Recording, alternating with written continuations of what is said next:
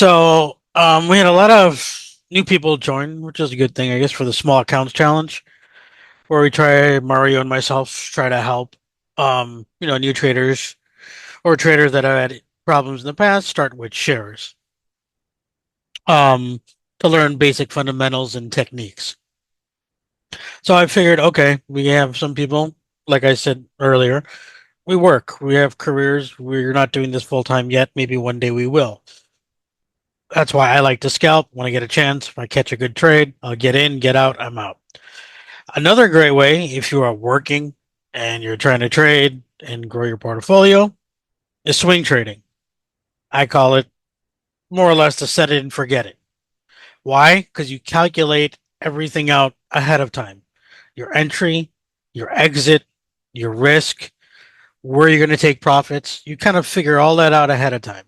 So it works really well for people with busy schedules. So we're going to do, you could do this probably with stocks or options. I would say we're going to stick with stocks for the moment. I don't want to get into the complexity of doing it with options at the moment. That'd be a whole nother call.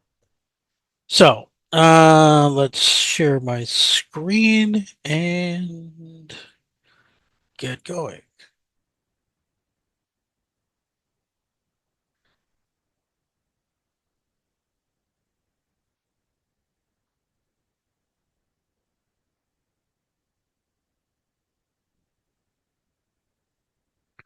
Okay, you guys see my screen, everybody? Yes. Yes, Uh, sir. Alrighty, so to make sure you never know with technology. Okay, so um, swing trading, as it's commonly called. Now you can do it different time frames, whatever. We're gonna start with the basic, the way I probably learned it, um, primarily from Mario, and which is entirely based on Brian Shannon using anchored VWAP. So on our previous ones, we talked about market structure. If you haven't, you can go back and look at that, very simply on the previous calls and see what that's all about. So, anyone have a ticker they want me to take a look at? And we'll use that as an example. Tesla. So far. Tesla. Tesla and SoFi. Okay. Let's take a look at Tesla. Here we got Tesla on the daily. You always want to start on higher time frames and work your way down. The idea with this strategy for swinging that I want to go through, it's primarily for shares, but the same can work. So, plain clean chart, no crazy indicators. All I got is volume, brand new chart, candlesticks. Now, we went through market structure where you figure out higher highs, lows, didn't get the high yet here, you got it here barely, and then it took off. So, this last few weeks for Tesla has been kind of odd because it's not as clear to structure. So, if you have a case like that, you might want to switch to a weekly to see what's going on. Kind of gets rid of that noise because remember from our previous call, I said candlesticks are fractal. So when you look at this candle or this candle, you switch to the daily. This candle right here has 5 daily candles in it. So from the weekly structure, I can see, okay, got a low, high, higher low, because it's higher than that one. Didn't quite make the high yet. And then all of a sudden, boom, here we go. So what do we have here? Where's my tool? There it is. Here, here, here, and then we're going to take it all the way up here. That's your market structure, right? Simple enough, as we've done previously. Now, the trick is, we always say, trend is your friend. What's the trend? What's the probability that it's going to continue up or go down? How do you measure that? The most simplest way to do that is by using a simple moving average. And I'll explain in a second why that is. Let's give me two.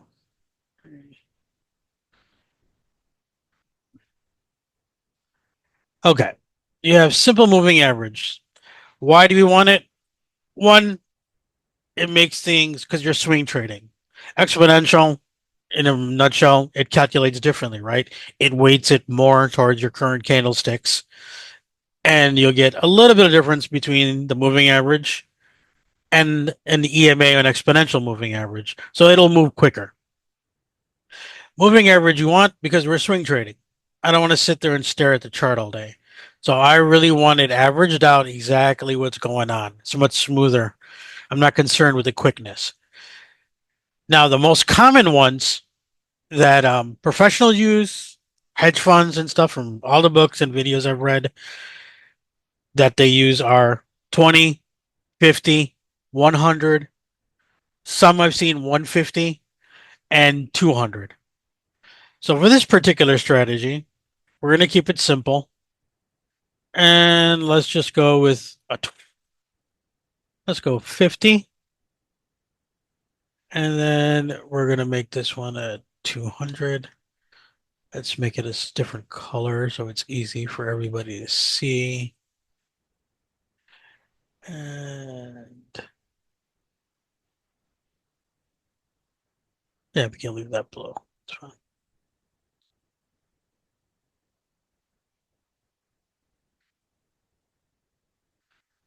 200. That's what I have. And let's take these off for now.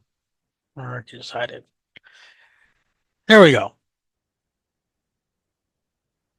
So if you open this up, you have this one here, which is your blue line, is your 50. And we're going to lock that to the chart. I always wanted it daily in case I go to a different time frame. The other one is a 200. This is how you see what the trend's doing.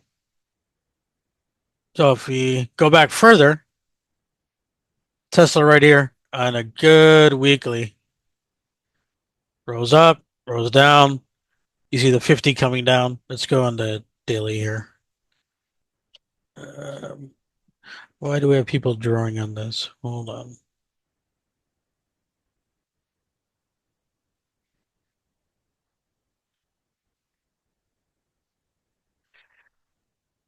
I don't know why that is, but anyway. We have the daily. Give me 1 second. I don't know why it's doing that.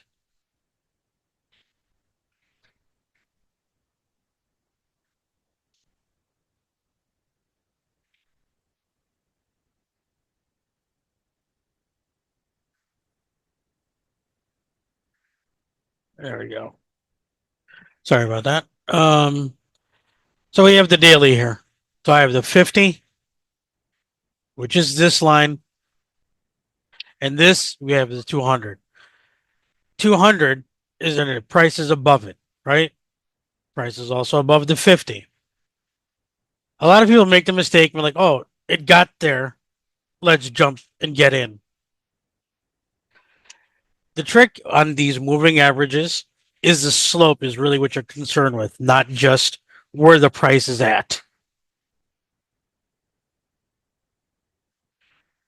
So you can see here, the 50, what is it starting to do? Starting to slope up. 200 was flat all the way back here, slowly starting to creep up. So in a quick nutshell, you can see what you could say it's bullish or turning bullish, correct? You go back. What do you have here? Price under the 200, 50, crossing, sloping down. Notice how it stays. And just because it hits it doesn't mean it's going to stay bullish. It could do this right here. Over here, you tapped it, dropped down. So you got to take everything into context. So now we get that out of the way, we can say, okay, it's going bullish. Now, how do you figure out from here? Because price is kind of away, right? Now you're like, well, is it going to drop all the way from there? It's going to do one of these moves and go up. This is where we like to use one more, which I'll add on here. Let's take that one off. The one I like to use.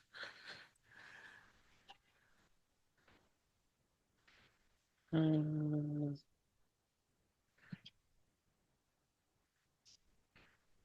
this level up 5-day moving average. So these two give us our higher time frame. And let me add one more because that one doesn't like to work on the daily for some reason.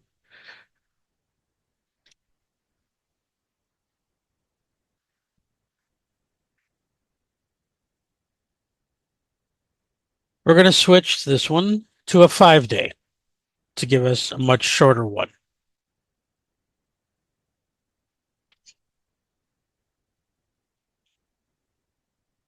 And let's change that color to white so it stands out. There. That gives you a little bit more clear, right? On kind of what's going on shorter for the week, the last 5 days. Where's it going? If you notice, how it works. Back here, you see what? The 50, 200, it's trapped kind of in between. Once price gets the 5 day starting to flatten and slope, what does price action do? Goes up. So your chances here of price going up, because it's taking only the last 5 days, push up. Over here, you see it flatten. What does price do? Kind of dips down, slopes. Once price gets above the 50, you can see it starts sloping up. Why does that look so giant? Give me... What is the settings in the SME? Mine The looks SMA? different. Yeah, mine looks different to yours, and I'm on the same time frame. Oh, this is an hourly. So Yeah. this is the daily. So what you want to do when you use these on your moving average or any simple other Oh, indicators, plenty of them in here. What I I see it. notice if what I did here, see the calculation, by Oh, I see. default, it'll say chart. So that's why Yes, it changes whenever you switch a time frame. I got change it. mine to day. So it always locks in for the day. Got it. Thank Okay. you. So Yeah, it doesn't matter what time frame I change to, these will always, in reference to price, and be in the same spot.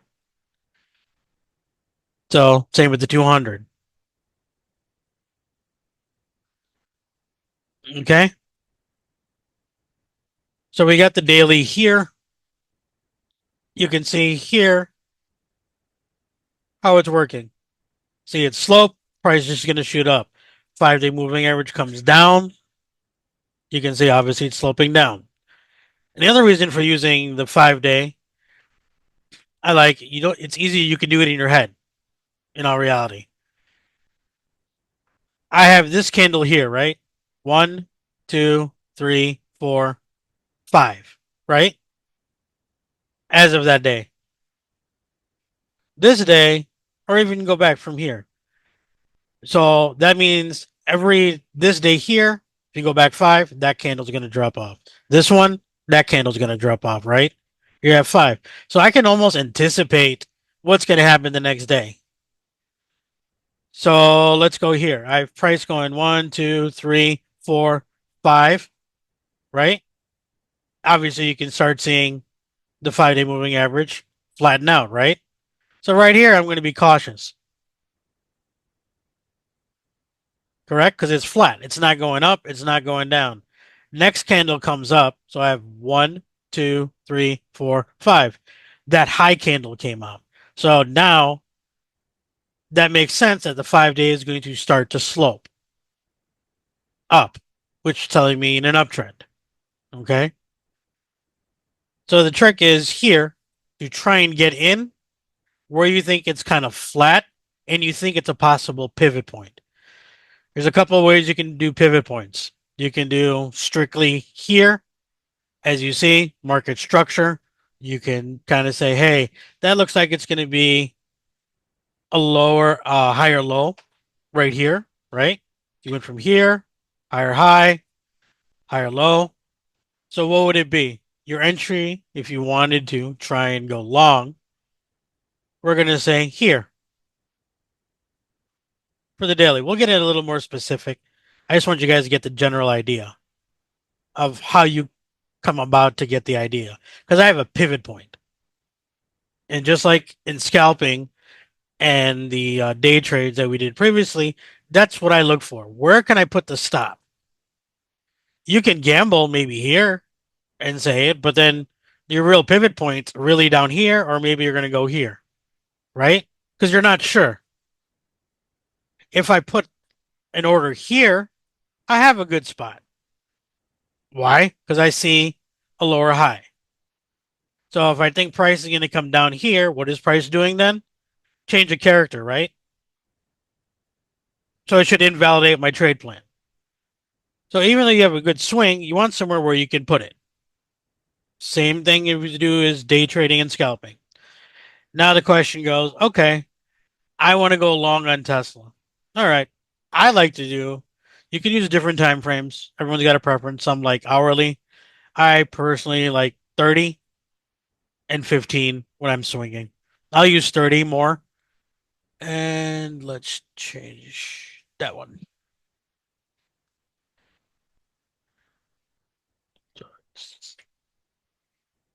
It's a matter of preference. I like the 30 to kind of look at it.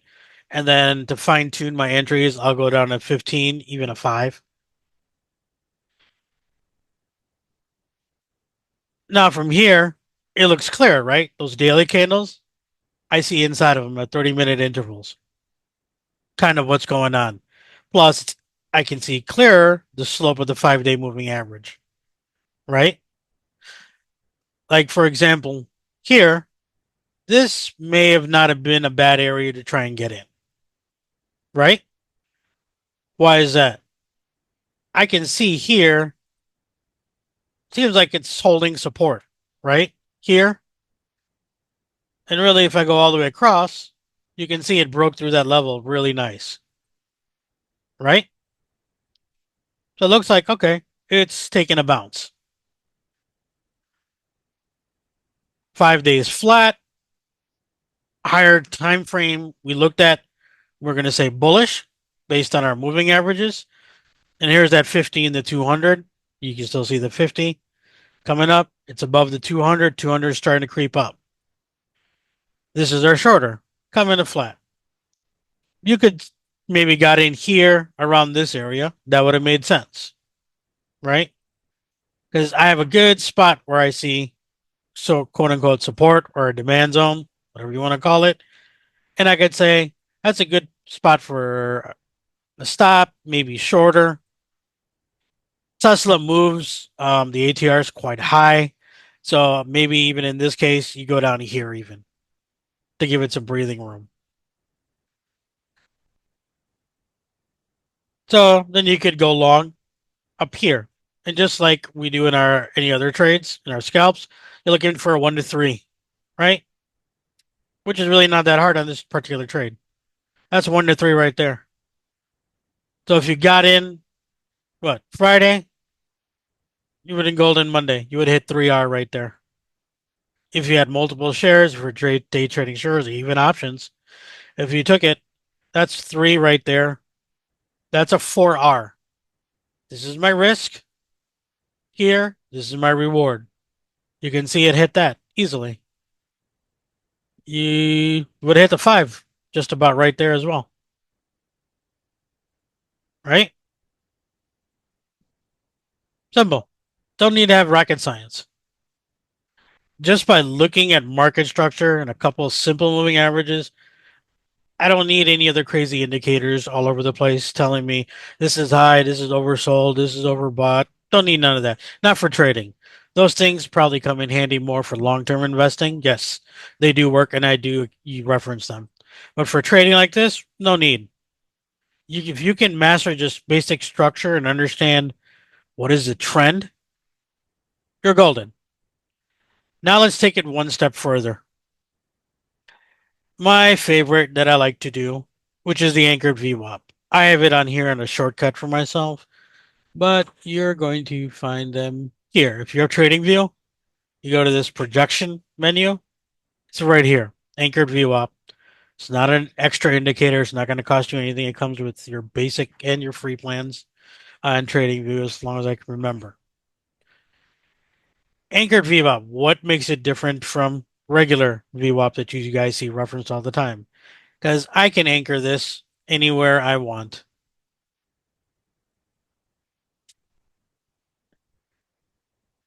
Now you're asking probably, hey, what does that tell you, right? Anchored VWAP, it's anchored volume weighted average price, right? So from this gap up, I anchored it here. What is this telling me here from this gap up, which had good volume? Buyers came in, right? That's why we gapped up massively here. Okay. Which is the morning of after the election, actually. So I anchored it here. Buyers came in, pushed it up, gapped up morning. This is telling me their sentiment with price and volume. What are they doing? Right here, they're making money, right? The slope of this is going higher. And you can see it shot up very well all the way up here. What happened? Price started to come down. So the same buyers here, they're hanging around, but they're trying to hang on. Then you see it pop up again. This is why I like Anchor VWAP. So from this standpoint, I can go the opposite way. And we'll get into a little bit of anchor points. So I like to do, that's the high. Let's change the color so you can see it. That's the high, right? So this is telling me the same thing, but in the opposite direction, really. Once it made that high, you see what happened? Every time price got there, it rejected down. She came down. Tried to get above it. Sellers stepped in, pushed it down. Tried here. You see that massive wick. Sellers came in, pushed it down all the way. It got here, and this is where it started to consolidate a bit, right? Buyers are sitting around here. Doesn't mean exactly it's going to touch it and take off necessarily. You will get this, but it just gives me sentiment. Can the anchor be a target sometimes or support or resistance? Yes. You can see it here. Over here, it's kind of acting like resistance. And over here, the guys who got in here, they probably started buying because you see it, how price reacts here, right? Came down in the zone, boom, pushed up. And it's above the one from the earnings. So your dailies that you get will be more like this. Doo-doo. So today was Thursday. Where's the candle for Thursday? Let's zoom in there. Doo-doo-doo. Let's make that one yellow. This is what a lot of you guys see in reference during the day. Prices above VWAP, below VWAP. This is what your daily VWAP would look like here. Okay. Now this is how I particularly swing trade, and I use the same tactic for day trading as well. I will usually get a high point, get a low point, see prices what it's doing. When it's in here, squeezing between two areas, I usually stay away because this is coming from a high, this is coming from a low. I'm gonna let them battle it out before I decide I want to jump in. So once Tesla gapped up here, I wait for an entry. My entry, if I was trading it that day, I'd probably be looking right here. Can it bounce here and go? So let's go into that day. That's Monday. Let's use 5 minutes.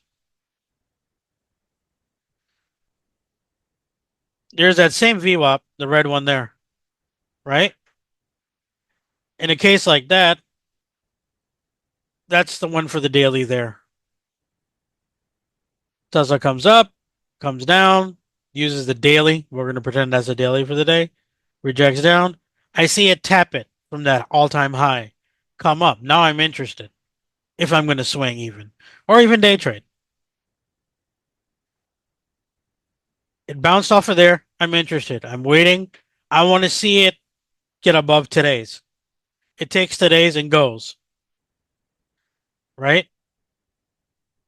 Unfortunately, Tesla kind of went sideways because the slope, as you can tell, it's not pointing up really. Why? Because you also notice the 5-day moving average It's kind of flat, starting to slope up.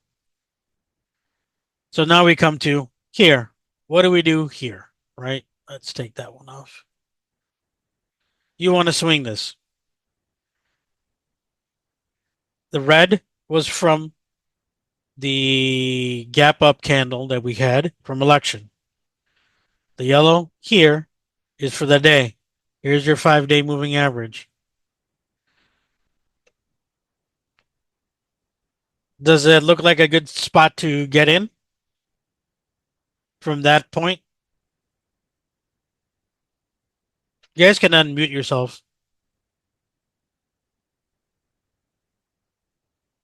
I don't think so, no. Huh? Let's take out some of the noise and make it a little bit clearer and see.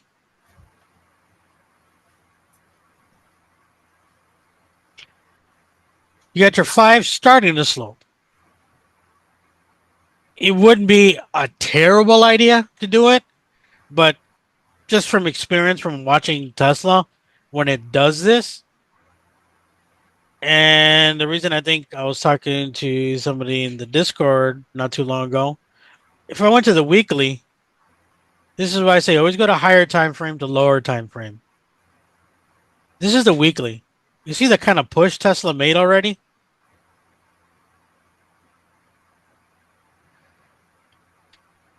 Came off of here off to 50. These are still dailies, mind you, because they're locked. You can see it rocketed. I mean, nicely. That's 321 to 243. It still came up, came down. You got a doji candle here. Indecision. And today's Thursday night. So you only got one more day. So the question comes into, is this candle going to stay like this? Or is this candle going to come up higher, make a new high? Or is this start a reversal and come down? Right? I see indecision in the weekly. Let's go down daily because I want to look inside that candle. What's going on for the weekly? So here's that weekly candle that you were just looking at. What's Tesla been doing? Consolidate. Yep. It's just range bound right here. Can you say maybe it's trying to be bullish? Yeah, you could try do that. Let's put the 5-day back on here. You could. I got a 50 sloping up. 5 is, but that price action is not getting me. But, if someone really wanted to try, could you do it? Like I said, yes, you could. And that's where you want to find out how much a stock is going to move. Uh, That's where this comes in. Average true range, ATR. It's on the bottom here. You can look at ATR rising and declining. I'm not too worried too much about it. All I'm worried about is here, that number. That's telling me how much Tesla is going to move in a day right now. And you can see throughout time, it fluctuates. When it's consolidating, you can see Tesla is moving. Everyone heard in the videos, oh, Tesla moves in $10. Yeah, it does. And it does lower. And I bet you if I go to the chart just by looking at the ATR, it was probably range bound in a tight squeeze at this point and just grinding. When I see the ATR starting to rise up like this, it's making a move. So if you figure you're going to get in price closed here today, that was a closing price. So that ATR is telling me what? Let's call it 17, right? So 339, we'll call it 340. 340 plus 17, where are you at? Come on, people, you're that bad at math? 357. Jeez, all these traders in here. Everybody got quiet with a math question, and I got teased about whether I know math or not. Yep. All righty, we're going to say 357, right? And what are going to be in $17 to the downside from 340? 323. Hey, he used a calculator real fast. All right, let's put a line there. Would you say 3, and we'll make this red for the downside. So based on the closing price right here, this is the range you got to play with that Tesla can make in a day as of right now. Now the question comes into, is it absolute? No, it's not. Because obviously this day, you only went from 331 to 348, 359. You didn't get that whole range. Neither on this one, and not today either, right? You had a high of about 348 and you came down 335. Volumes coming down. My ATR is starting to slope too if you take a look at it, because over here it's higher and you can see it start to curl down. And what do you notice when volume comes down on Tesla? It's- It consolidates. The range is very tight, and a lot of times, not necessarily, That you will notice it'll start to pull back. Just go to the chart and look. Volume's lighter, lighter. When it wants to make a move, volume comes in. It'll do it on the downside too. Here, after earnings, we had that drop, volume came in, right? Over here, volume's lighter. People are not interested. It makes sense. You go to the store today, you go to Walmart, Target, Best Buy, whatever. Probably not going to be crowded, right? This weekend. Wait till next weekend, though. What happens?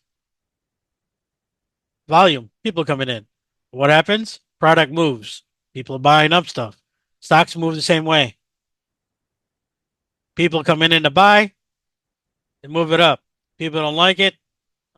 All you guys after Christmas go back, to return all your gifts. Here they are. I don't want it no more. What do you notice? Volume. So I always say if you can master market structure and kind of understand how volume comes into play with it, that's really all you need.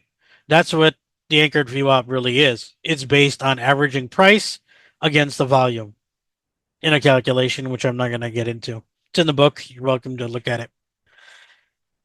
But that's all it's doing. It's telling me what's happening between volume and price. That's all it's telling me. This is telling me the people who bought up here and are selling now, what are they doing? The buyers who got in here from this gap up, what are they doing? And here you can see it's kind of flat. It's not really sloping up in this way. It's not really sloping down, which makes sense because what is the price doing? The same. Now, if I was going to really take this as a trade, personally, at a minimum for a day trade, intraday trade, I want to see it break that. And then I want to see it at least maybe break this area. Okay. Why? Because price is kind of consolidating and trapped in here. Plus, based on structure, you have higher low, higher high. That could be a higher low. It's not confirmed yet. Why is it not confirmed yet?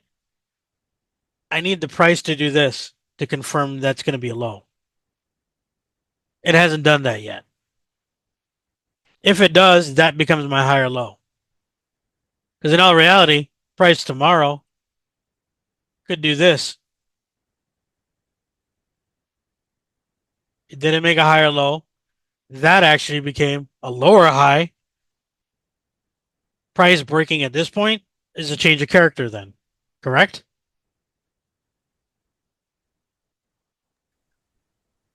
mm, mm, Yes. So personally for me, Tesla, I wouldn't swing it. That's me. I know there's a lot of gamblers in the chat. You guys like it, but I like trading because I like probabilities. Keep some money in the account, helps to make more, and helps me lose less. Right here, it's indecision. If I was going to swing Tesla from this point, like I said earlier, this would have been a good pivot point. Maybe this day when I saw price open here, because that's what a green calendar does, right? The price opened here and started pushing up, and maybe when it got above here, I'd be interested, as I showed you earlier. Got in here, stop under here, and I do all my trades always on risk to reward. 1R, 2R, 3R. Always. Doesn't matter if it's a stock, I'm doing shares, or whether I'm doing an option, or even on futures. I do the ticks. Same way. Everything's a risk to reward. And if you do multiple contracts or you have multiple shares, and everybody likes to be an options trader in here. So let's say for kicks, I got in here. I'm going to place a stop here.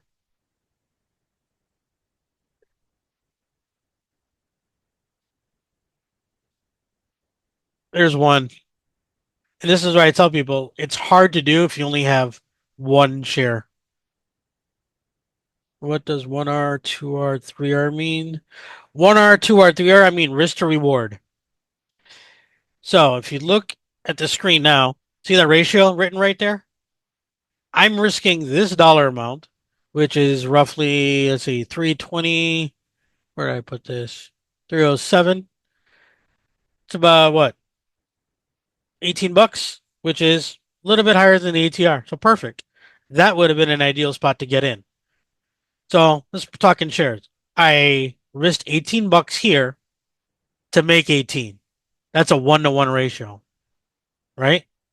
Over here, if I have more than one contract, I'm putting it to the side so it's easier to see for everybody. Now I have a 2. So I'm risking $18 to make 36, right? Hopefully my math was correct. If you do a 3R, if you thought, hey, Tesla's going to run because there's a massive Tesla cult following, this is what you're looking at. Right there, more or less. That's 3. You can see it never got there. So the question would come in for you. You would have hit on the 2R. You can see. You would hit on the 1R, 2R, 3R. If you had more than one, you'd have it out. Now this would be up to you, depending on how far your contracts are, or if you have shares, you lock in some profit here. You lock in some profit here. By locking in the profit here, because you made $18 here, right? You made $36 here, right? Correct? How much is the risk on this trade?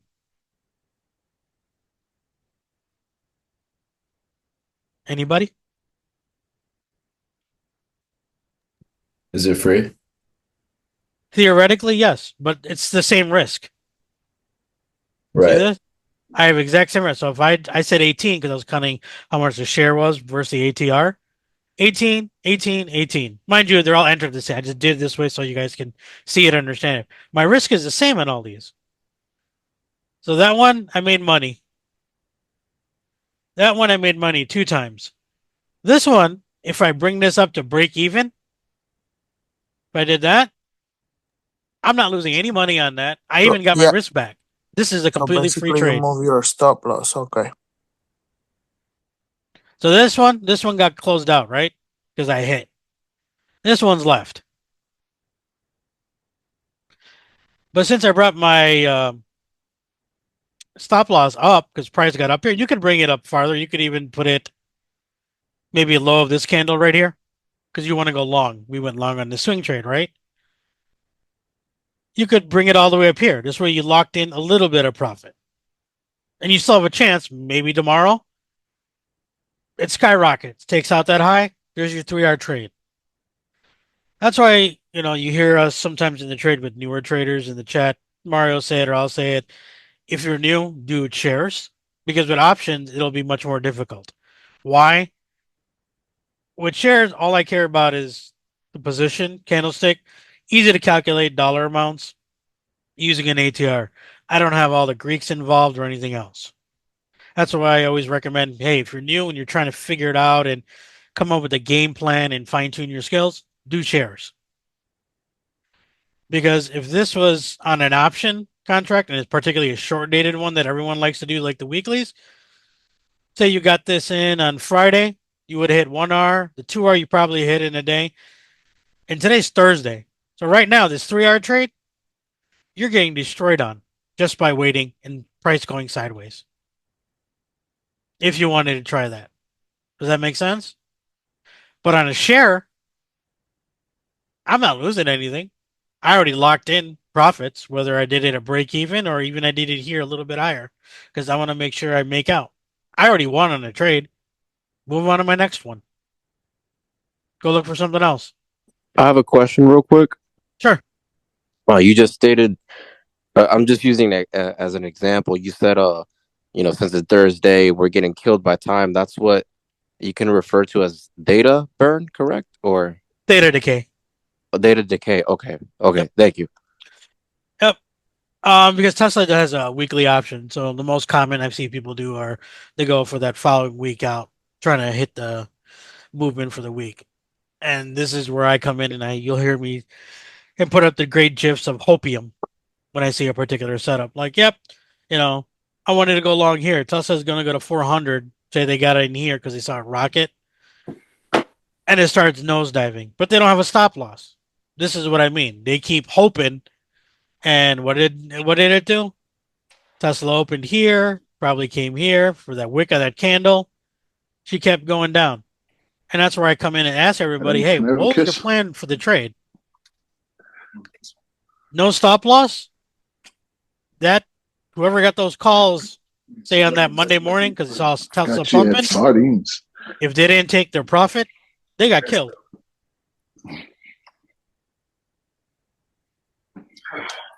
That's why I say always use a stop loss.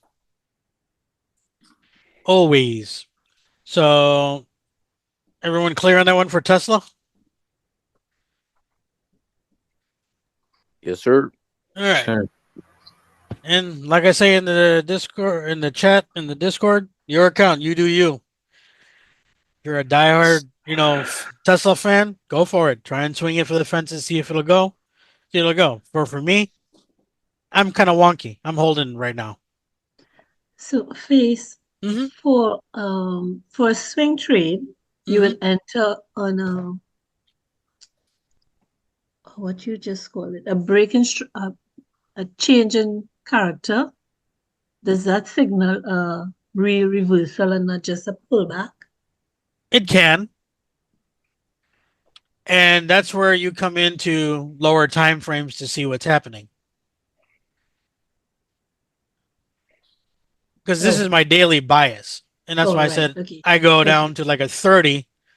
Let me see what's going on inside that day. Right? And I can see inside that day, it's ranging. It's all it's doing. I mean, if I really want to get technical on it, you can kind of see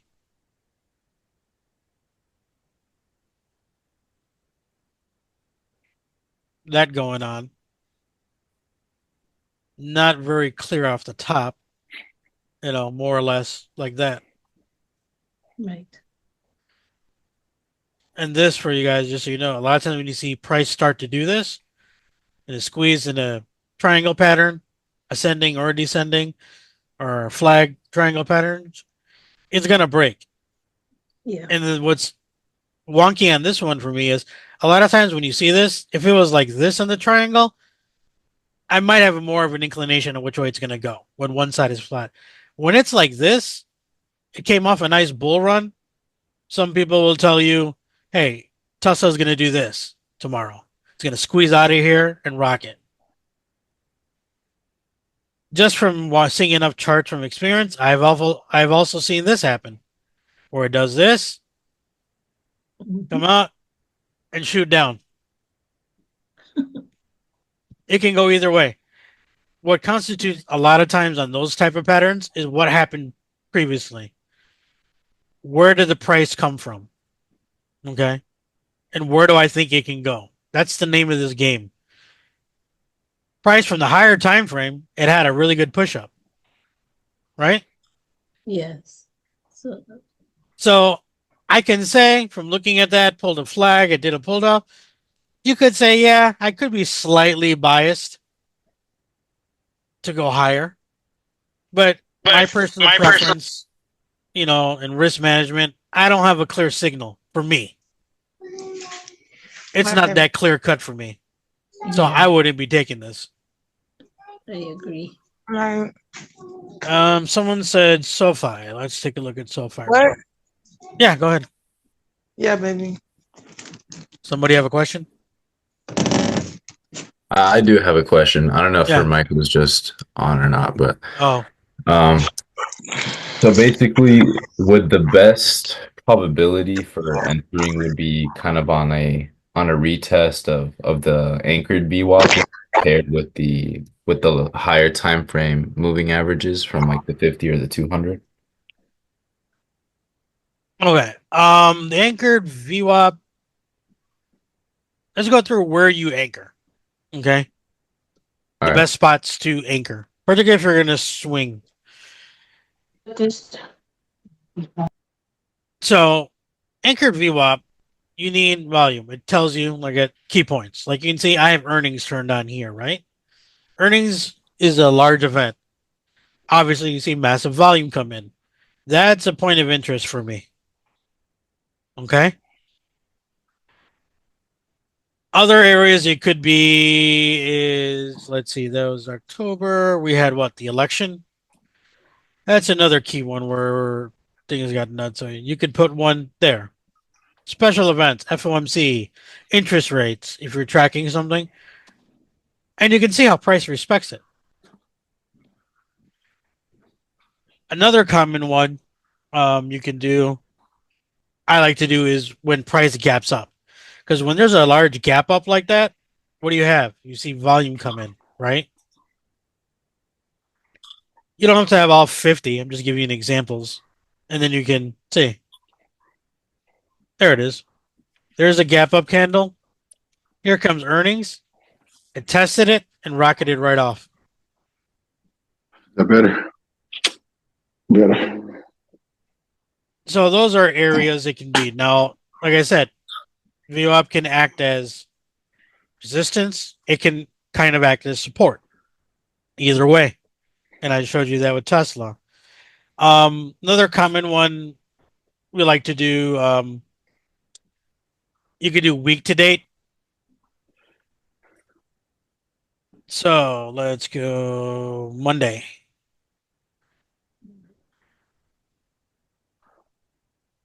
It's Monday. That's the weekly. Okay.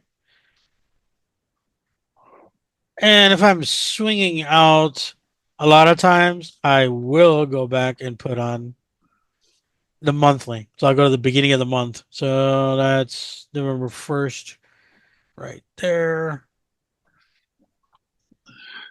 Let's make that one orange. All this crap. So you can see that here because those are key events. And what I'll notice is price tends to come back, test it, and go like it did here. Another one, if you could read Brian Shannon's book that he likes to use, obviously he'll do a yearly one. So, whoops, went too far back there. Oh, because I'm on the daily. Da-da-da. That would be it right there. Get stuff out. Make that one, I don't know. Or make that light pink and let's make it thick so it's easy to see. That's the year. Interesting enough, if you go back from January, look at how price respected that VWAP. Tap, came down. Broke over, couldn't hold it, shot down.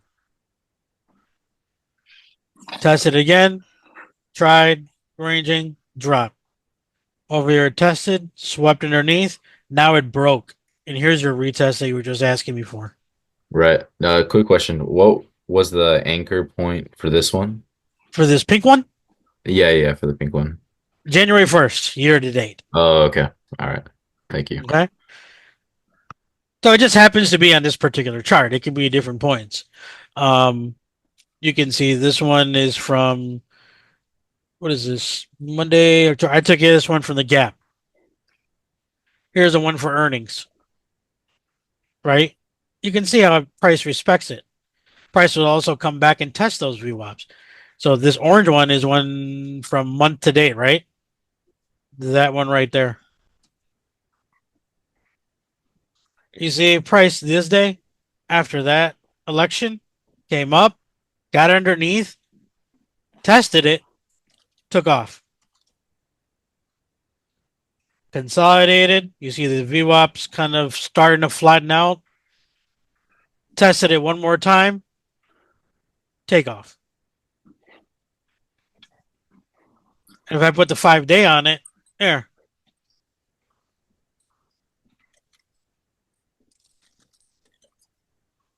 5 days, the white one here. See what I mean by the slope of the 5-day?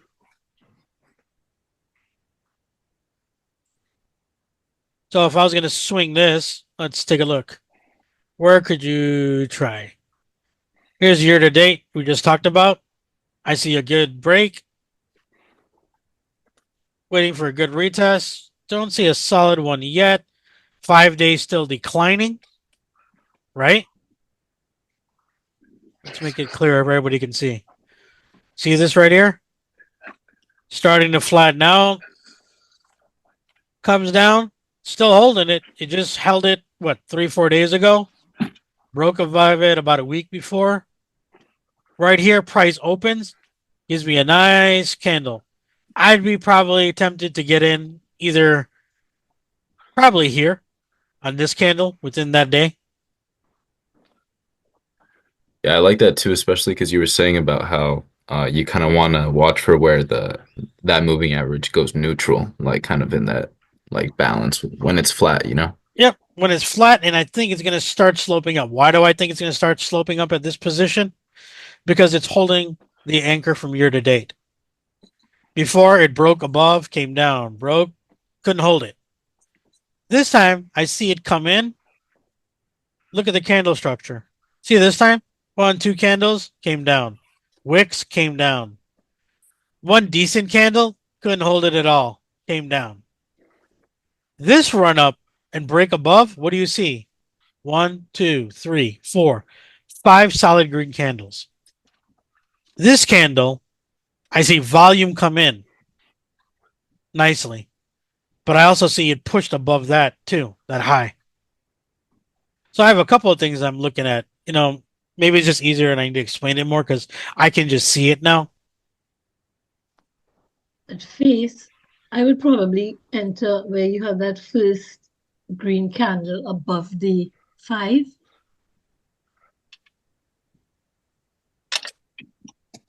Let me draw it out. So you guys, I kind of see it without drawing the lines now. So I see it here. It's range bound. If you go all the way back, see that? No structure. Staying away from it. My moving averages are kind of flat. This one's actually kind of sloping down. Over here, I start seeing it curve. Okay, let's keep an eye on it. I'm not entering anything here yet. I'm kind of watching it. Why is that? The red is my 200. 200 right here is still sloping down, starting to flatten. My 50 is underneath it. I'm not even going to try. But if you notice what happens around this area, I have a couple of things here. I have the market structure starting to go bullish for me, right? Over here, the white you see here, it's a 5-day moving average. What is it doing? Flattening right here, starting to slope up. What's also happening at that same point in time? My 50 starting to rise. And over here, it actually crosses above the 200. So now, this is what I mean by confluences. I have a couple of things. I can see the market structure, which I just showed you. My 5-day, which is my shorter time frame to see what price action is doing. That looks like it's starting to curve and it's going to hold. I got a couple of good green candles. So you could say, hey, I might want to try it at this point. Maybe towards the end of this day, maybe even here. Because now I have a good spot where I think it can pivot. I'm going to Um, put down here. did you find your belt? What was it? I'm sorry.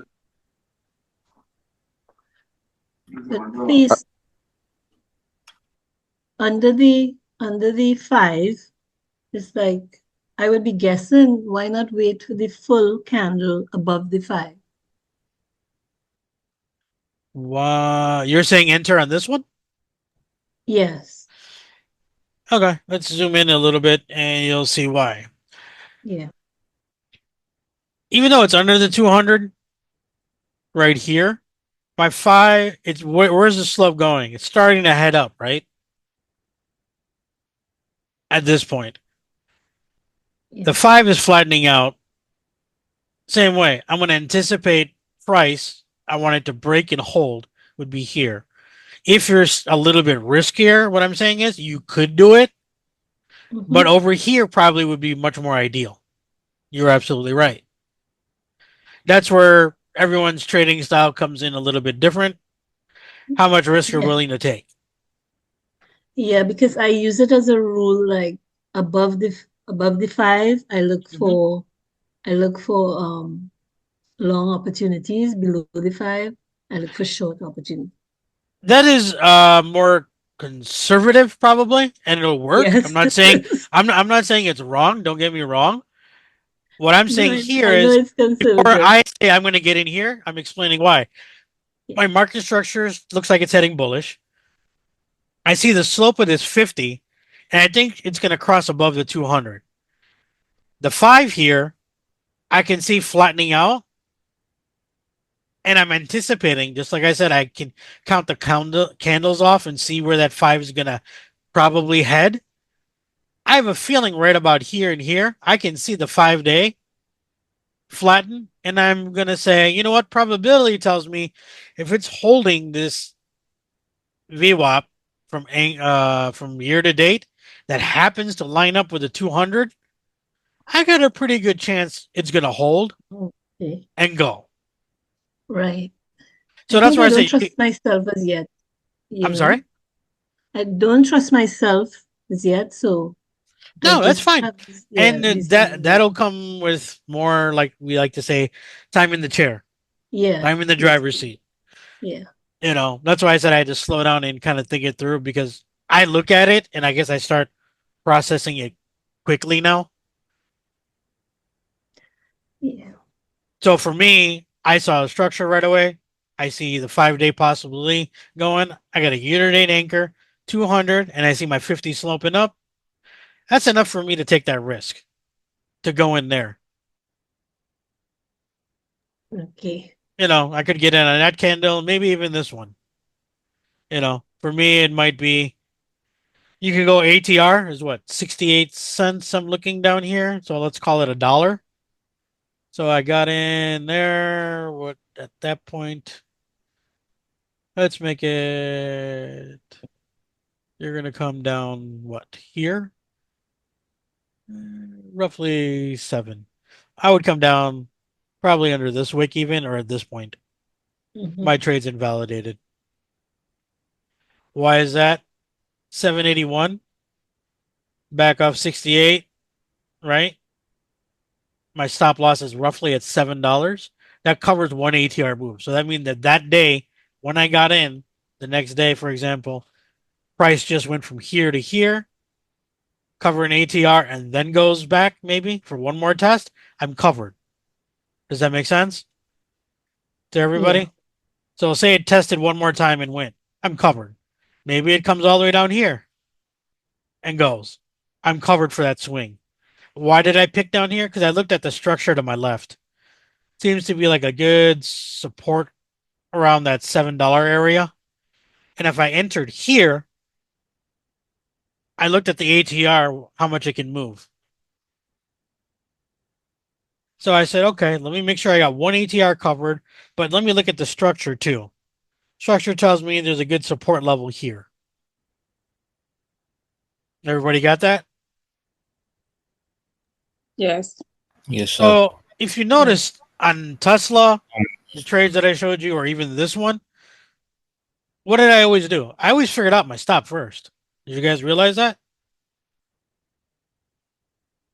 I don't worry about what's my price target. Is it going to be up here? Is it going to be here?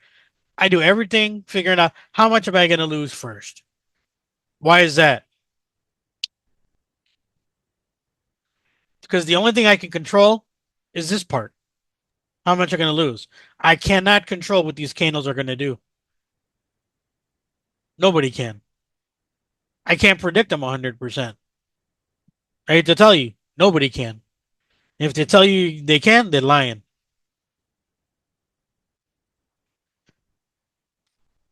So for me, it's always where can I cut it? Where can I reduce it? So on this trade, I'm going to lose $1 per share. Now I base everything off of that. Now, do I make a buck? Easy, right there.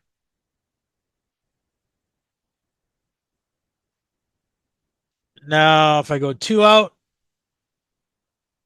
I'm up here. I could kill the position here if I wanted to and be done. Maybe I don't. Maybe what I do is I brew my stop loss up to the 1 hour port. So the same trade, I'm just going to move it up here.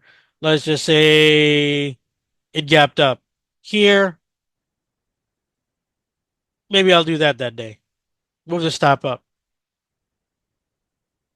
And you see what's happening is that same trade. What did I do? Did I mess that up? I probably did. Uh, that same trade that I would have got in here. It's acting stupid. Same trade. Say I put it, what did I say? About 7, right? There. I could have stayed in this trade all the way till probably at least up here for sure. Why? At 5 days is sloping straight up. My 50 pointing practically vertical. I see year to date sloping up. I got the 200 starting to turn up on me. I have no reason to cut this. I could just follow it up, move my stops up, maybe the previous day high or previous day low, depending on how many shares you have, what you have. I just do it based on structure. Once it did that, maybe I move it up here. I'm still in this trade, by the way, all the way from here. You guys see that? You could have stayed in this. Maybe I would have got wicked out here. Why is that? Because once this price gapped up here, I probably would have put my stop here after that gap because I didn't want to be part of that gap possibly filling. So I would have got kicked out right there. Everyone see that? You know what I'm talking about? Yes. Yes. By So gap filling, I guess you're meaning the price coming down to test it, correct? no, filling this gap of price right there. That Now, gap up between this day and this day. Uh-huh. Because usually what happens is once, many times, not always, like everything in trading, a lot of times you'll see it bounce off here and go. Okay. Okay. Other times it might come in the range about, I would say my normal rule of thumb is about 50%. It still has a chance to bounce out. If it starts closing candles inside of it on the lower time frames, most likely it's going to fill and continue dropping. now, after you Okay. got kicked out, would you have, because the trend is still going up and the your 200 and everything is still curving, would you possibly look at getting back into it? Yep. But see, if I had my stop, say up here, like I stated right here, there's Mhm. my stop, right? Let's make it bigger so you can see it. There's my stop because I was still in it this entire time. I saw the gap up in the morning and got excited, saw the low of day price. I'm going to put my stop there. Now, why is that a good idea and not to say, hey, I'm going to hold on to it? Well, I like this. If I'm going to be swing trading, why not lock in the profits here? Why do I have to be a part of this whole losing part here? Right. Why? It It makes no pays to, sense. I were to take my money, go look at something else, and just wait. Like, hey, give me another spot where I can get in. if your broker is connected to TradingView and you can use this, could you stack the trade so that when you set your first take profit before the gap, you just have another one running and another one running. Like on the same trade, you just stack it.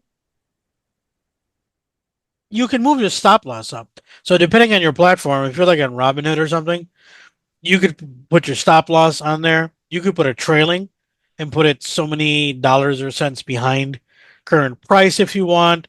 Um, you can do a hard stop loss order at a particular price.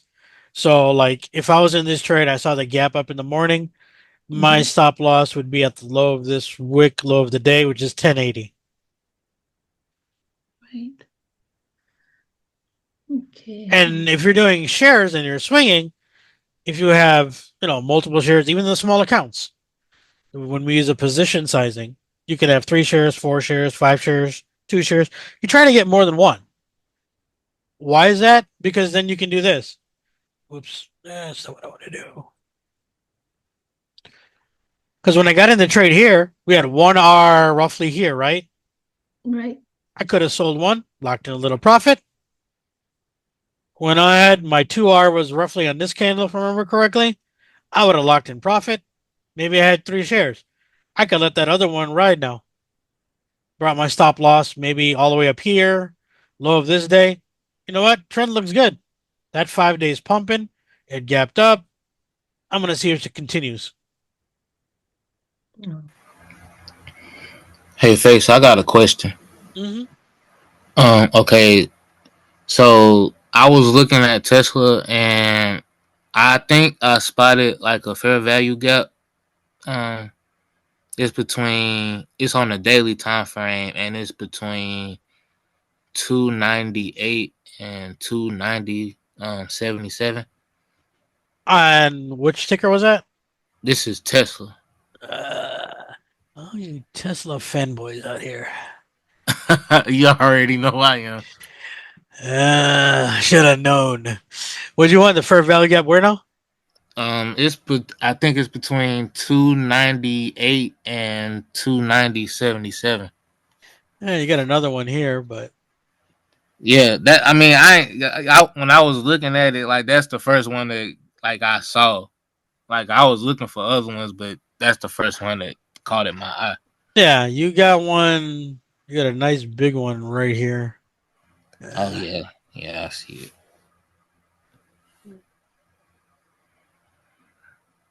Oh yeah, you that's got a the good one right there. Let's make that one green because that's a bullish fair value gap there. And then the one that's kind of holding price in this range right here is also one right there. mm, You have another one you can see where once it gap tapped off, staying away from it so far. yeah, It had one here, but you can see that one got filled. yeah. That So was that one. originally there. So once it's filled, they don't necessarily go back to test it again. Yeah, once it's filled, it's done. Because all a fair value gap is a market inefficiency. Okay, and they got to go back and correct it. Market likes to be balanced, Yeah. but it doesn't mean it's going to do it the next day. That's where I see a lot of people get wrong on trades, particularly Tesla. I see a lot of it on SPY. Everyone doing the SPY. Oh, it's going to fill the gap. It's going to fill the gap. Really? I go, no, it's not. There's a I would lot of wait. gaps on the chart. and a lot of them gaps ain't being filled. I remember when I first started trading, and I started when Tesla was like 170, and when I used to hear a lot of people in this group saying, "Oh, it's gonna go back and test 158 and 160 and stuff like that." I could see 168, but 158, 148, and stuff like that. It was this group on Facebook, and people was just shouting out shit. So I was like, bro, I'm new, and I know for a fact ain't no damn way. Let's do this. This is a fair value gap indicator tool just to show you guys. These are the fair value gaps in Tesla. Okay. So on this day, did you see price come all the way back down and fill it right away? So when they saw the gap, everyone running back. No. You want to see a better one? There's an indicator for that. Yes. There's a lot. But the idea of my series of calls is to show you guys step by step so you learn it. So you know why you have it on there. That is the key. This SPY. Here's going all the way back to October 23 when we say the bull run really started. You see all those areas? Those are gaps.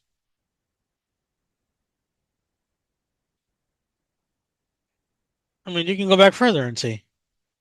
Gaps not filled. Here's gaps all the way down here. So are you going to tell me because there's gaps, SPY is going to go down and tap 300 tomorrow? No. I mean, you can keep going. Here.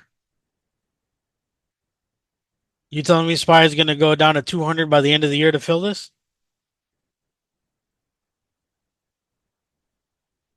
Nope.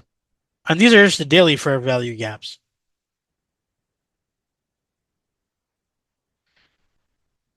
On the lower time frame, are they more likely to get filled? Tend to, yes, on the lower time frames. So I would like to trade off of them sometimes or use them as a key area to watch price action.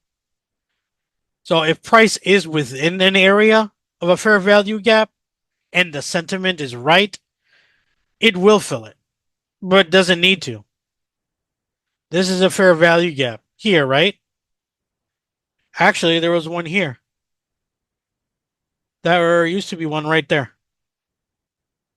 You guys see that? Fair value gap. Massive Yeah. fair value gap here. Clear over it. SPY rallied. She started to turn over. Come somewhat bearish sentiment. Nice pullback looking from a daily, really, is all it is. But since price was near it when it started to go down, what did it do? It tried to hold it. You see the wick out? Yeah. Just looking at the candles. Then what did it do? It opened here, went up, tested the 5-day. This gap was in range. It already made it weaker. What do I mean by weaker? If you guys remember from the previous calls, just like liquidity zones, right? What happened here? Massive buy orders to push it, right? Sellers Yeah. never had a chance. So what's probably left in this area? Liquidity. A lot of liquidity. You got all these guys that pumped it from here, but all these sellers never got filled. So they going back to So fill. price, as it comes close to that area, you probably got to still maybe a bunch of sellers like, I got to fill it. Market doesn't like inefficiency. Let's take care of that. Ran right through it. But funny thing is, it ran through that one, and that no longer a fair value yet, but it held this one. You see that? Yeah. Held that one, pushed off. Look at this day. This day was crazy. It shot up 555, and the range for that day all the way down to 540 pretty much. That's a $10 rocket. That tells me price opened here, dipped, ran all the way up, creating another fair value gap. and they're still open. And this is from last month or 2 months ago, September. You got a fair value gap here. You had these from the push up, and you see the red from the day it gapped down. So what is it doing here? It's starting to fill it. Once this candle closes above it with all the way through, then this will be gone. Could it push higher and keep going? Absolutely. Could price die tomorrow and come back down? It's completely possible. Can't predict the future. But just looking at candle structure, I got a gap that looks like it's getting filled all the way. So that means it's being mitigated, as I like to say. I see this particular fair value gap holding right here. Tested, tested, tested. It's tiny body, right? Massive wick. That means sellers came in, tried to push price down. Buyer said, nope, we're not having it. Closed it up here. Same thing pretty much happened here. Try to push it down. Buyers came in, said, nope, don't think so. So right now, I got a bullish sentiment right now here. Why? 5 days flat. Price action is telling me price pushing up higher. You got a 50-day sloping up. 200 is all the way down here. And that's pretty much what, on a 45-degree angle, heading up. Now let's throw in anchored VWAP to see what's going on. That's all-time high. I'm going to anchor that one. Let's make it a nice bright green so you can see it. And let's go for a pivot low, which is here. And we'll make that one, I don't know, red. And that one is for the election. We'll make him orange.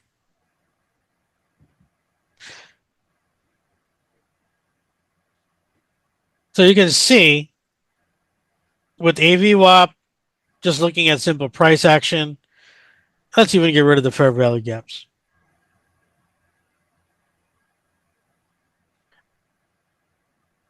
Couple of simple indicators, nothing crazy. I can see a story. That's all this is telling me. Long-term sentiment bullish. 5-day gives you my shorter time frame, medium time frame, if you want to call it, depending on what time frame you trade.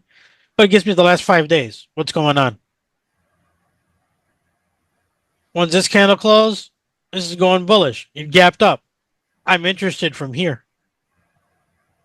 Right? Do the same thing. 3-hour entry.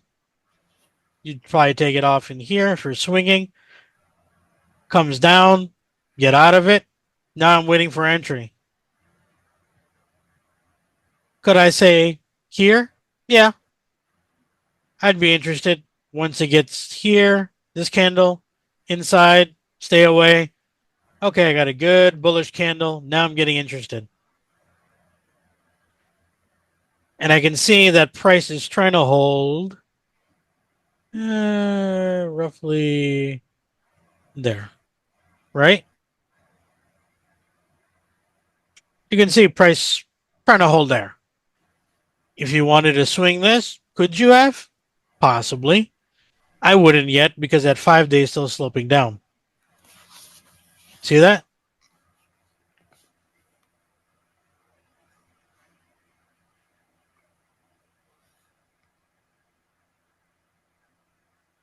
Now it's flat. Now, I'd be interested now. Why? Market structure is telling me this looks like it's going to be a higher low. It's a good spot.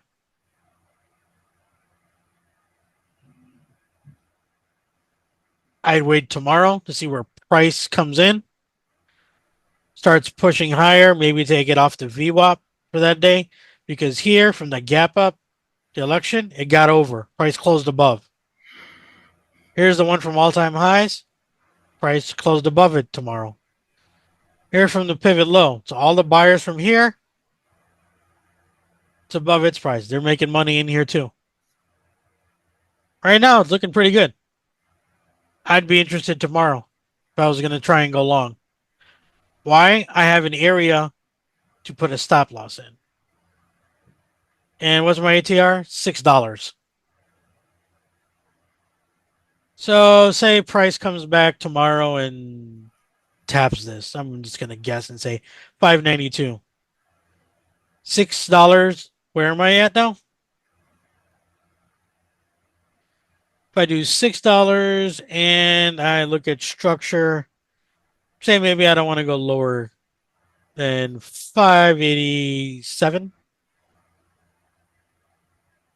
right? Is my Yeah. ATR covered in there? Mm. Yes, Yeah. exactly. That's why I just use that ATR for. So if I'm looking for an entry, I might say, hey, you know what? We closed above it. I have a feeling it's going to test this and then bounce off. So doesn't mean it's going to happen. This is where you plan a trade out and anticipate. That's where we closed. We open. I want to see maybe something like this for tomorrow. Possible. And if it just did that, that's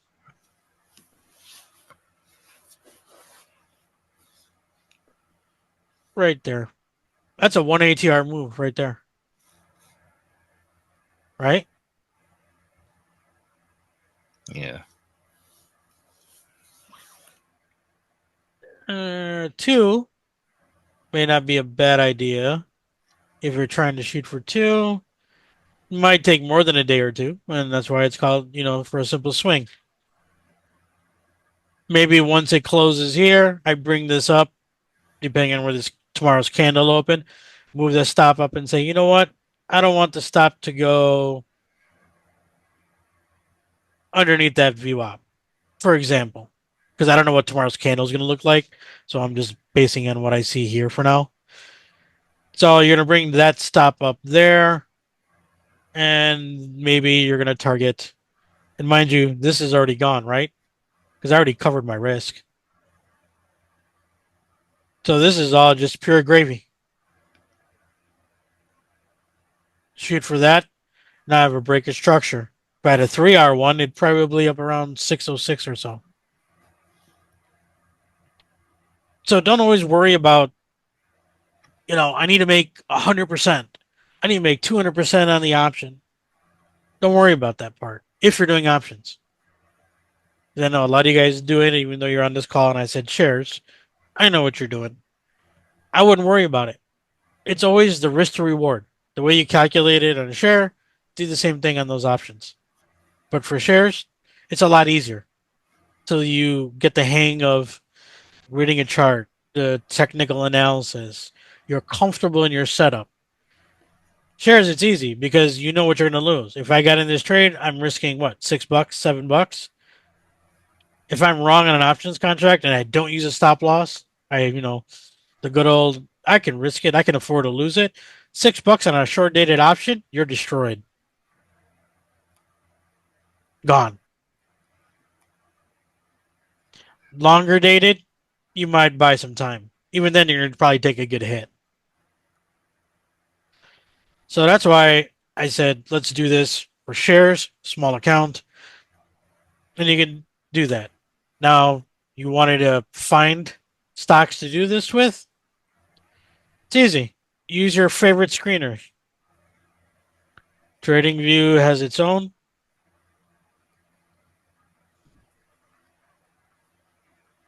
Actually, does anyone have any questions before I go on? Yeah, I had a question just on the actual. I don't know if it's a bit more complicated than what you're trying to get into, but I've been learning a lot about the candle structures and kind of like right there, just on the chart on SPY that we were just at. Based off those candles, I can read that price held, and then the buyers quickly got back in control after those two dojis that kind of show how there was a lot more buyers in that area. that just kind of shoved the price back up and kind of didn't let the sellers take back control out of that. Yeah, it's not really a doji. I think what they call it technically in the book is a dragonfly. Yeah, yeah, Dragonfly Doji, but Doji will look like this right right, here. right, right. I Yeah. call them all dojis, my bad. But then again, like the thing next to it, like some people call that like a, I don't know, like a morning star or something like Yeah, that. that'll be another Yeah, name. You can have all types of names, but yeah. I was just kind of going by the book because a bunch of people I know I gave the like, well, Phase, that's not what it says in the book. yeah, yeah, gotcha. So, but yeah, that's what I meant when I explained it earlier. Sellers try to push it down, and they said nope because price opened here. Sellers came Hmm. in, tried to push it, said nope, did that 2 days in a row.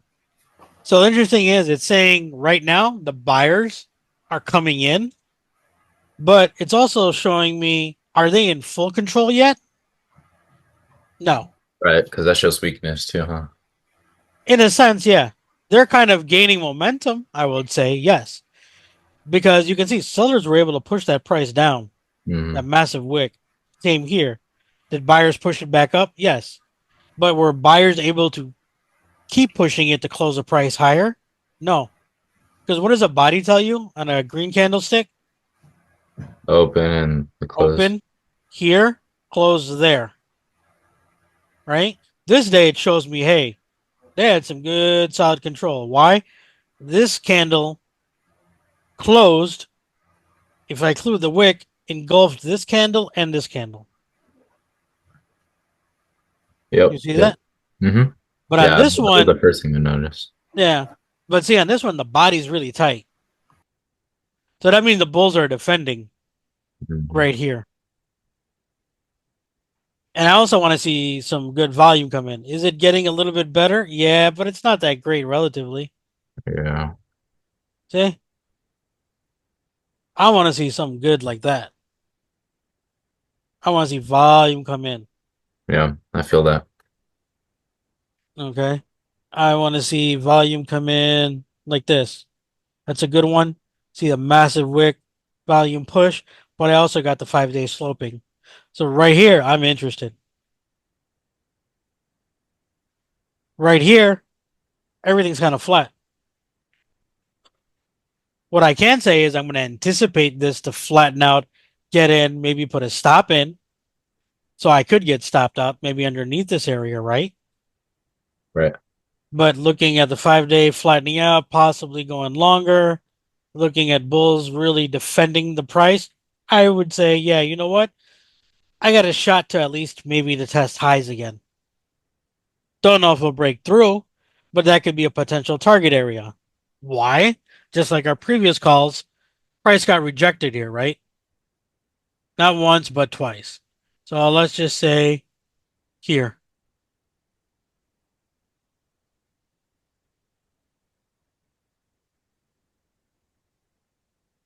Price came in, bounced down. So price is going to have to get enough momentum. I probably should put this on my quick ones.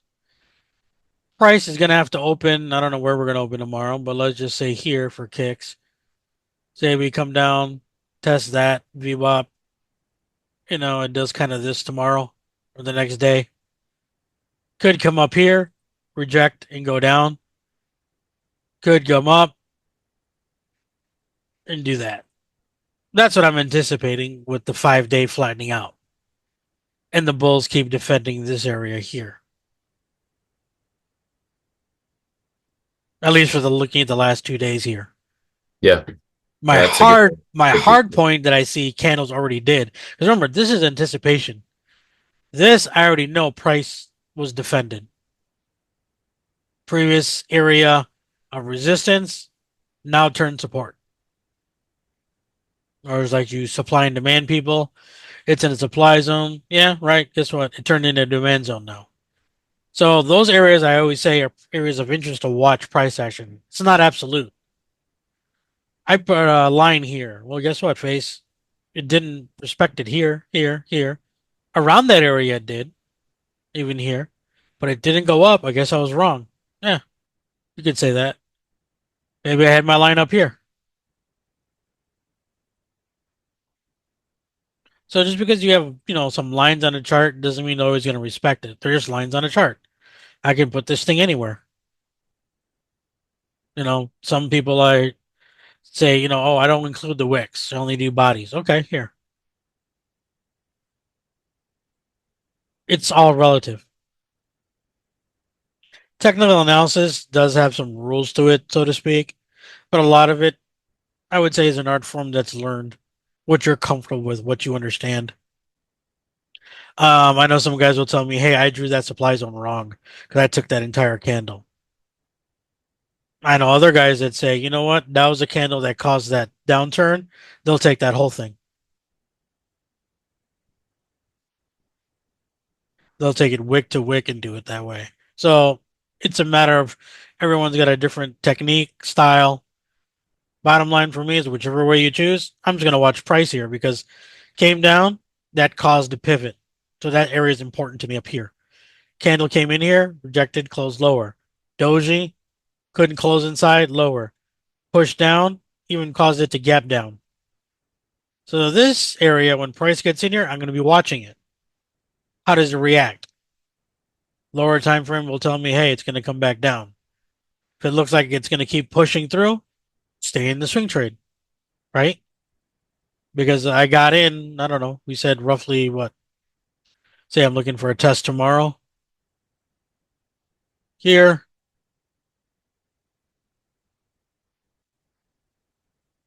And I want my stop here. And we're going to go for 1 to 1, which is right above there. If you're going to do that, could be even tighter, depending on, what you want. Some people will just say, you know what, it loses that VWAP. I don't want a part of it. Could be. It depends on what's going on that day. Does that make sense? But ideally, for a swing trade, I want to take the ATR into consideration. So I'll take that ATR into consideration. It was roughly $6. But I also see a little bit of structure that I could possibly test because this could completely happen tomorrow too. I could get a sweep underneath and then rock it. Mind you, I'm drawing for like intraday. This, even though it's a daily chart, this is what I could possibly see happening tomorrow. Wouldn't surprise me.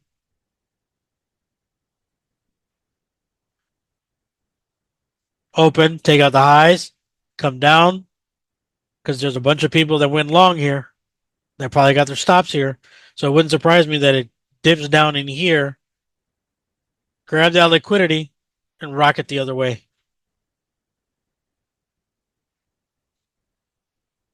Does that make sense?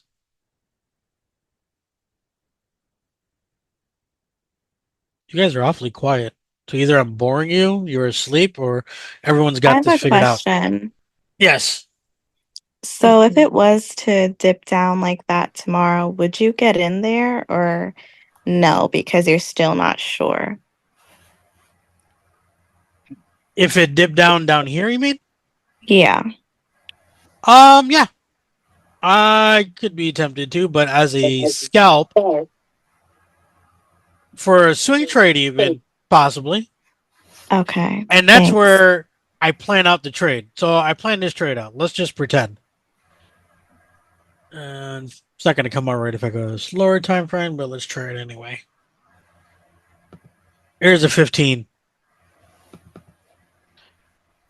Yeah, it'll still come out. So let's tighten it up so it looks like it's going to make some sense because I drew it on the higher.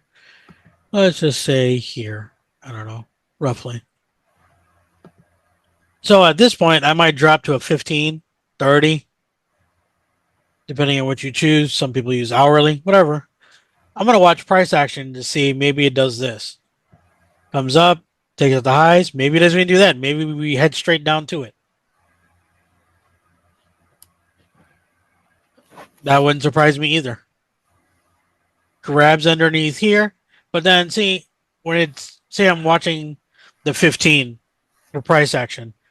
That candle gets in this area, right? Let's use this area for an example. I'm going to drop down even further. Let me see what the candle structure is doing here.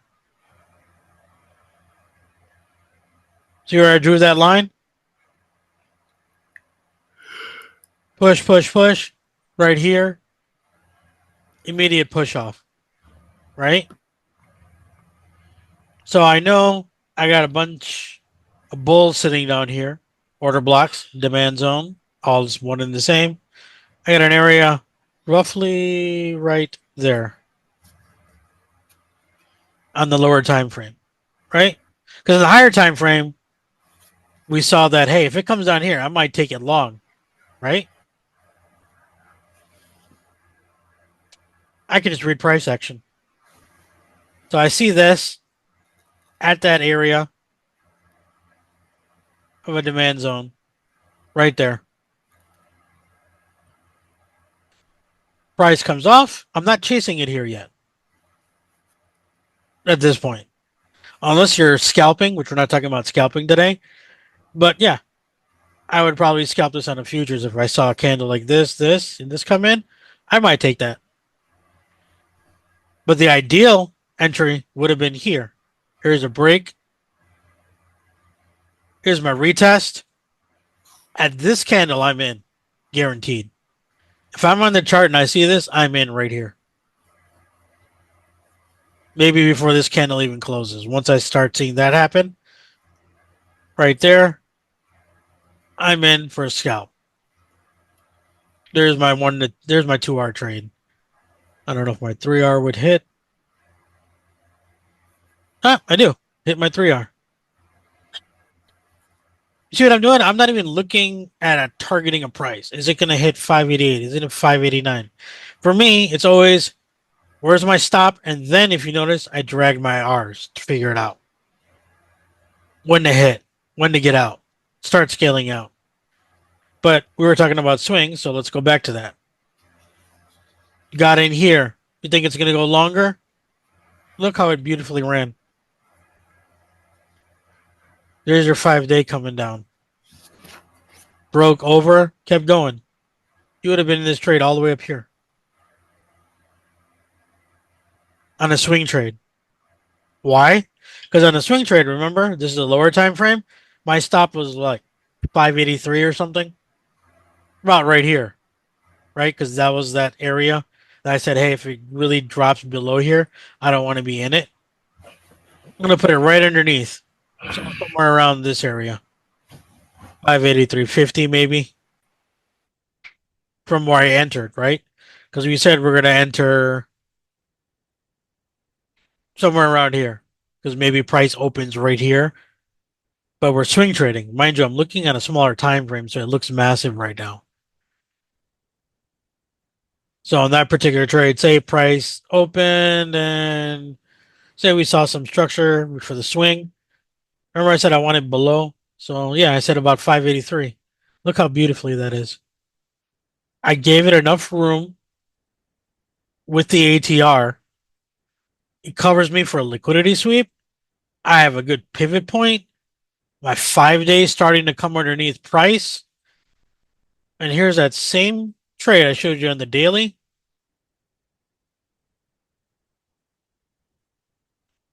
Here's where 1R.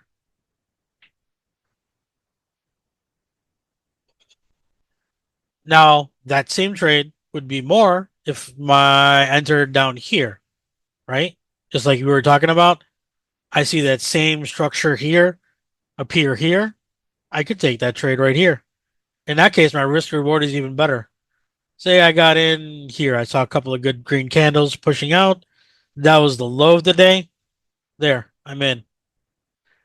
Mind you, if you notice, I didn't move any of this. Now my risk reward is 4. So that means $1 risk here is making me 4 up top.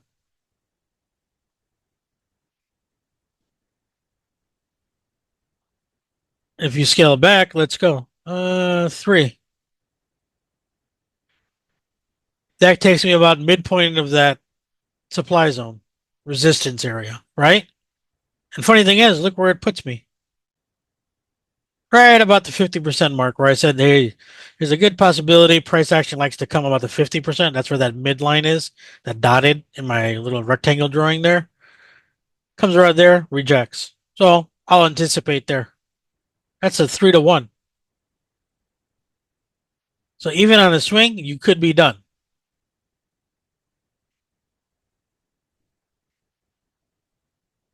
Now, if you're doing it for multiple days, what I showed you here, you just do on a daily. Same premise, same rules. It's just we might look at we're using moving averages in here to help us gauge momentum trend. Same rules apply. It does not change in my trading system or plan, whether I'm scalping or I'm swing trading. I'm looking for the same thing. What's a good spot where it triggers me to get in, place a stop, and then I figure out my risk reward.